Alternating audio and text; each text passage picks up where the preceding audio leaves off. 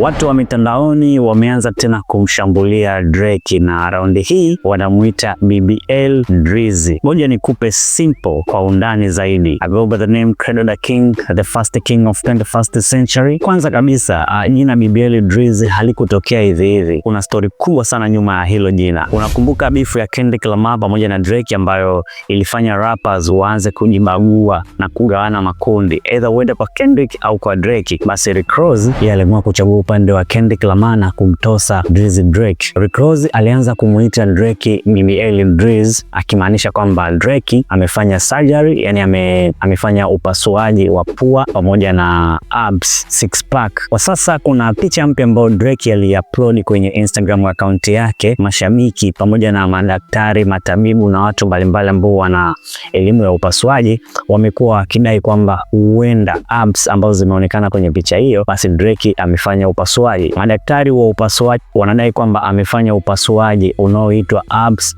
etching. Naposema BBL namaanisha Brazilian butt lift na ni kwa wanawake. So upasuaji wa kutengeneza abs, pua and stuff like that unaweza ukaita BBL kwa wanaume, kwa sababu kwa kilichofanyika kwa Drake, according to madaktari wanadai kwamba BBL hii kwa wanaume kama aliyofanywa Drake inamaanisha abs etching. Madaktari wenyewe wanachokifanya pale ni kuondoa mafuta yaliyozunguka misuli ya tumbo na kuyachonga paonekane kama ni abs au six pack reality, lakini kiukweli ni kwamba ni mafuta ambayo ukiashika ni malaini, sio misuli halisi. Watu wanadai kwamba Drake alifanya upasuaji huo nchini Colombia kwa sababu amekuwa akionekana mara kwa mara nchini Colombia na panasifika kwa upasuaji wa aina hiyo. Sasa je, hizi ni abs kweli? Ni upasuaji? Ni BBL, Photoshop au ni nini? Hatujui. Wewe una nini cha kusema kuhusiana na hili? Drop your comment, bila kusahau Mungu ana maguvu sana. T-shirt zipo mjini sasa hivi kwa 15,000 tu unajipatia t-shirt yako. Mungu ana maguvu sana.